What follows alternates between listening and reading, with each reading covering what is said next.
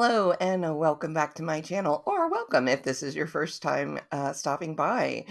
My name is Jennifer Vanderbeek of scrapsoflife.com, and this is our creative week as of Sunday, November 19th, 2023. How have you been? Have you have had any time to create or be creative or kind of like honor that creative spirit inside? I hope so. I hope so. I really do believe that that is a huge help for us. um, what I have been up to is, well, a lot of the same of what I've been up to for the past however long, working on my globe project. And I know I talked about the globe a lot last. In fact, that's pretty much all I spoke about, and I showed you the continent of Eurasia, and I think it was still attached to the globe at that time. But yeah, it is completely and ready for when I get the seed, all those wedge pieces. And I have now started on other 5 continents. What I learned, because this was my figure it out as I go piece. Um, what I learned was that first I needed to outline the piece so that I could see, where my I was going to say illustration, but where my decorative stitches needed to stop, so I could see um the pen marks that I had traced that helped me lay out the fabric, but of course I can't see them through the layers of patches.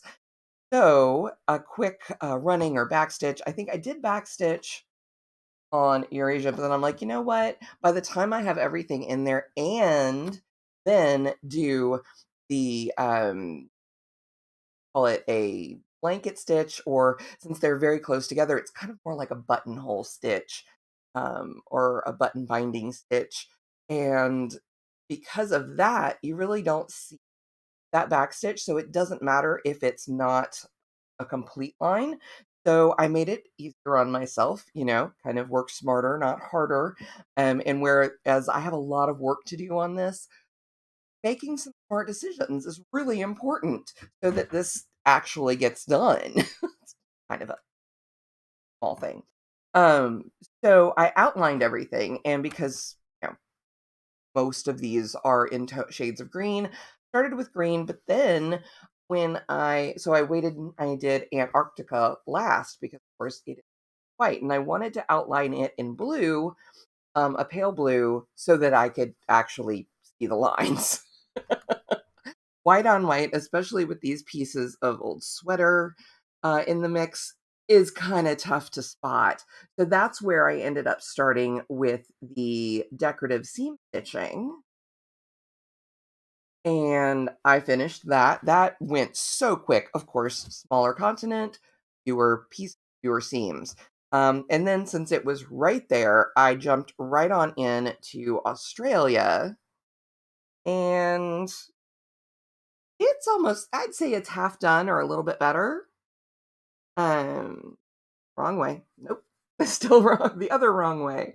So yeah, you can see where I've done point roost stitching all around the edges, and then I go back in and put the detail stitches on seam. And that's what is keeping the individual pieces of fabric held down, and it's also enclosing the edges. I was not precious with this because once it is fixed in place, it's really not going to be disturbed.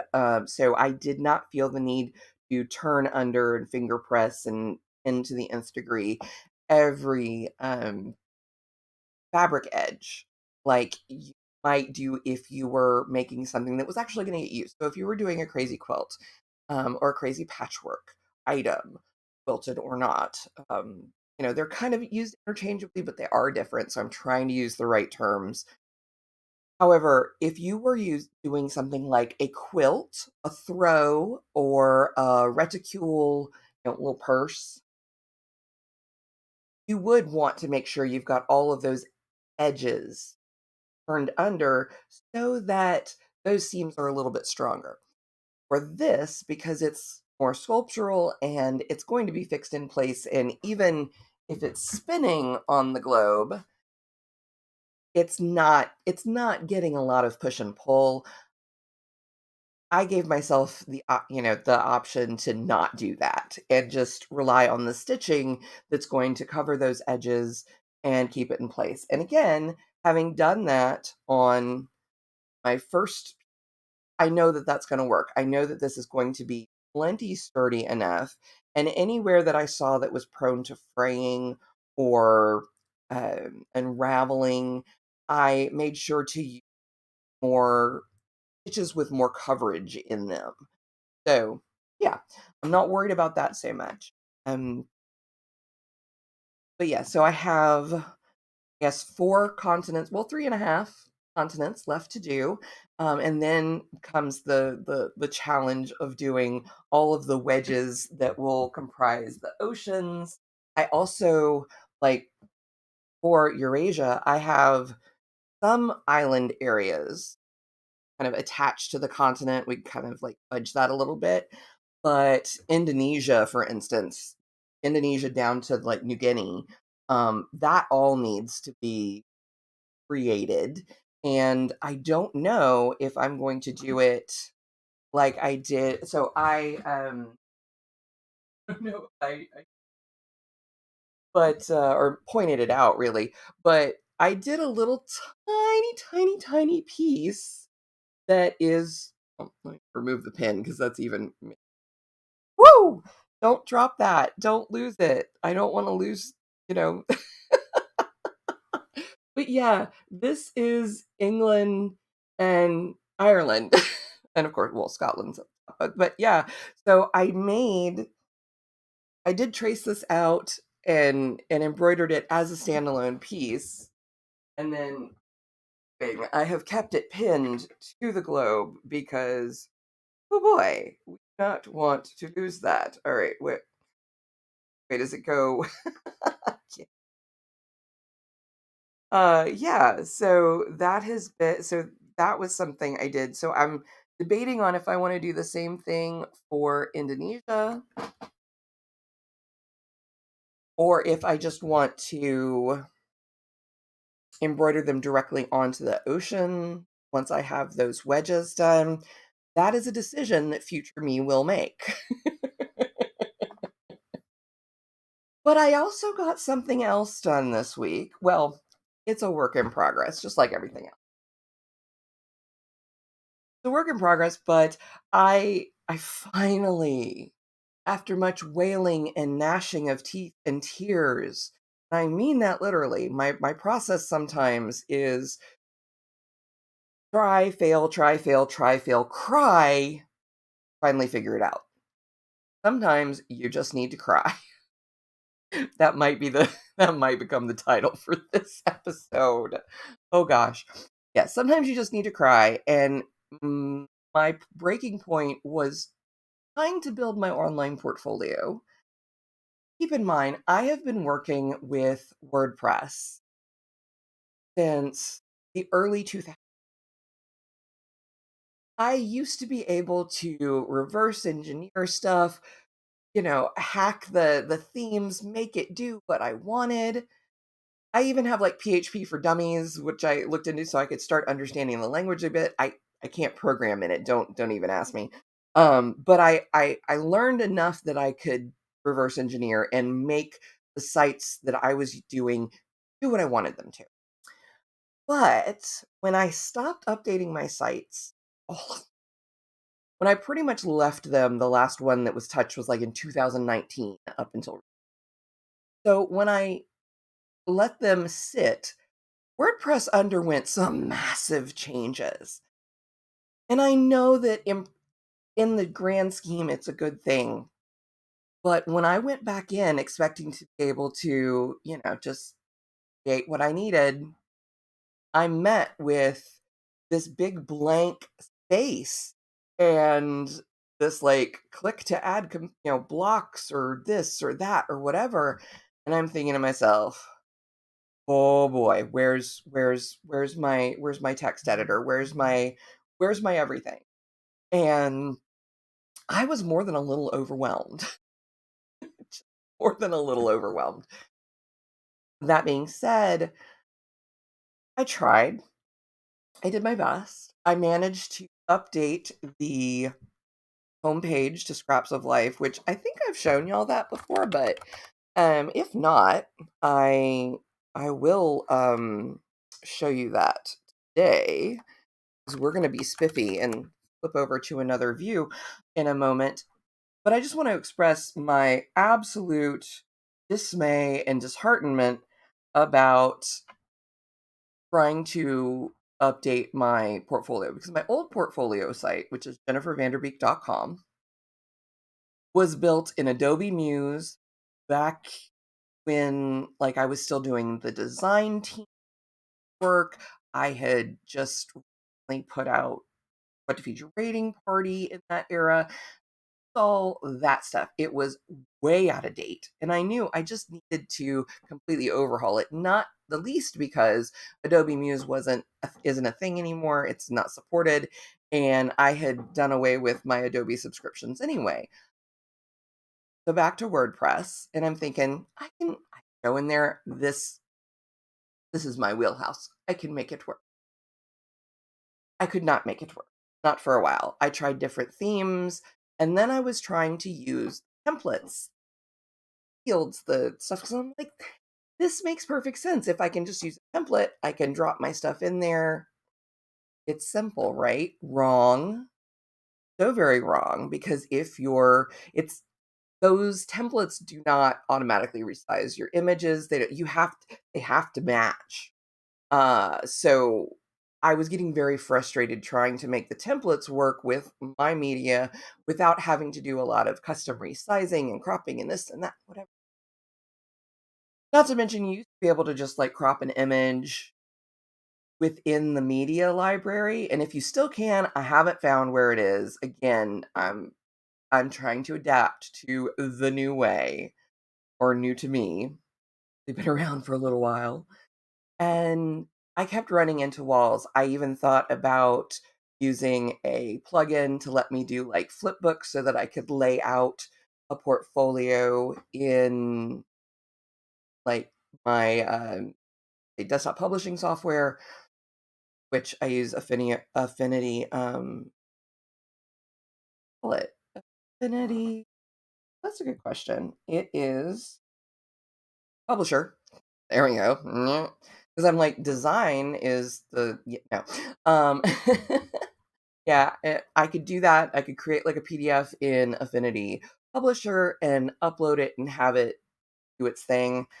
But even then, that was a different set of hurdles and it's a little more fixed. So I was just all over the place trying to find a solution that made sense and made it simple. I was literally at one point Googling, why is WordPress so hard? I'm not proud of this, folks. I'm laughing because that's how I handle things. Trauma response. However, I did actually find a couple of little snippets or articles or whatever that kind of say that there's an over reliance on plugins and templates and all that stuff. And it made me think, okay, maybe I just need to use the building blocks that they supply and approach it like a drag and drop editor, which now that I've wrapped my brain around it a little bit more, it essentially is. But yes, I finally got a homepage and a subsequent page that looks more or less the way I want them to, that I would not have an issue sending someone to see some of my work and find out about some of my work. And that has been like my biggest win for this week, hands down. Hands down. Let me show you. All right, we're going to click over to this view and voila. It's not incredibly fancy or spiffy, but you can see that it's got my name, illustrator, mixed media artist, animal lover. And then the homepage, this is just what you'll see if you go to jennifervanderbeek.com, has the information on this series that I'm on, which I am currently calling the Patch Menagerie. That could change, but I'm kind of liking it. I like a good name, and that feels good to me. So I have some information about the series, the collection, the work, why I'm doing it, how the sculptures are created over this one picture of Milos. And then I have the individual photographs, and they're all captioned with the name, the medium, the size, and the year they were completed.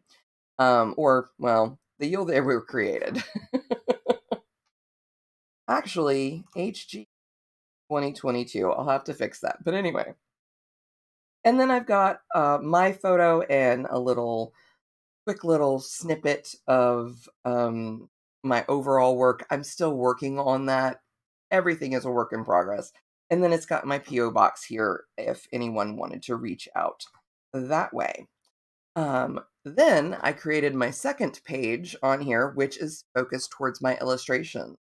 So the sidebar stays the same, but I have interspersed here, I have a page from each of the 4 coloring books that I've created, as well as some of my other line art um, illustrations. So Angelfish and Ghost Pepper, as I do mention my love of puns, are 2 of my favorite pieces from this most recent Inktober. And then I don't think y'all have seen the Punksicles set and the Dead in 11. That those were things that they were just a brainwave, and I wanted to work on them. So I did for quite a while on my Twitch streams. And I thought that they would be a good example of the illustrations that I then, digitally color and paint. Um, my plan in all of this, oh, and then of course it's surrounding, all of that work is surrounding little area here where I talk about some of my influences and what I love so much and the types of topics that I enjoy working on. This page especially is being created so I can send it to like agency open calls and hopefully cross fingers, toes, everything. Find someone that wants to employ me for paying work because that is very much needed. But the for instance, I will say the Punksicles and the Dead and 11, those are things Punksicles I've had in my head for years and just finally got around to illustrating. And Punksicle led to zombie pop in a roundabout my brain kind of way. And then that just led to the whole zombie convenience foods and where would they get them at the Dead and 11. So that is going to become a sticker or decal set and so forth. But the next step for these, I'm going to create a page for surface pattern design and one for like all the rest of the stuff that I do. Some of my like the board game that I designed for a client years ago. The um the magazine layouts that I did back in it was 2015, 2016, somewhere in there, for Millionaire when I was working with Catherine Carey. Um, just different things that I like to do, including like my pet portraits and things like that, to show more breadth of my work, but not, it doesn't need own category. So, but the next part after that is that of these pages will then get a deeper dive page, which will be a gallery setup where you can kind of flip through some specific works and see more detail shots, maybe. And yes, that is coming. But this right here, I think, is a good introduction to my illustration work and like, might, have some people interested. Now, I did say I would show you the Scraps of Life site, which has been updated. Um, as Welcome to My World, and it's got this illustration that I did that I really love. I really love the way it turned out. Um, it's got a little About Me section. It's got some shop information, and then it's got all the links to everywhere I am online. So there's the link to the Cozy Mystery series, link to the coloring books on YouTube. There's a link to this here YouTube channel, my Twitch stream, my portfolio. I can now remove the coming soon and link that.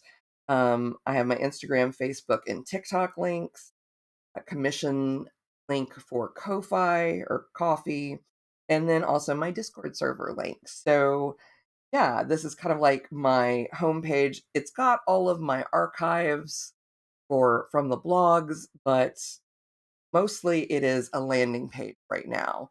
And kind of loving it. The other thing I want to do eventually is image map this image so that each of these little icons that I've drawn in and the different bits and pieces, that's all going to be linkable.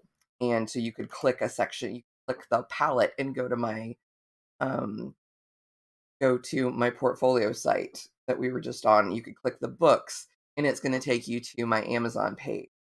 You can click the YouTube icon and it's going to take you to the page. It's not something that I have to do right now because I do have the links here, but it's good for right now. And that is a future plan. I really love the idea of an image mapped thing. Okay. So that is what I have been up to. So yeah, it's been a busy week, and of course, next week here in the States is Thanksgiving. Todd and I are staying home. It's just us this year, and we are a-okay with that. We love a quiet holiday at home, and but yeah, I it kind of snuck up on me, so I did have to like, oh gosh, I need to get a turkey so that it has time to defrost so we can brine it before Thursday. But yeah, so a lot of next week is going to be like Thanksgiving prep so that I'm not doing everything all at once. But at the same time, I'm going to be continuing on the work for the Globe project, be working more on the portfolio site, so more of the same. And I don't know, will I get into the Christmas spirit this year and like actually put up Christmas decorations? It's a maybe. It's a maybe. But I'm not like absolutely against it. Holidays can be stressful. We all know that. And that is why I especially want you to take some time and do something creative just for yourself, not for someone, not necessarily for someone else. Something creative that makes you happy. And I think it'll help us get through the holidays because they can be hectic, they can be demanding. Take some creative time for yourself. We'll all get through much better. All right, I'm going to wrap this up and get it uploaded, and then I am off to my weekly writing group here in town to listen to one of my fellow authors read and discuss one of their stories. So until next time, take care of yourself and have a creative week. Bye.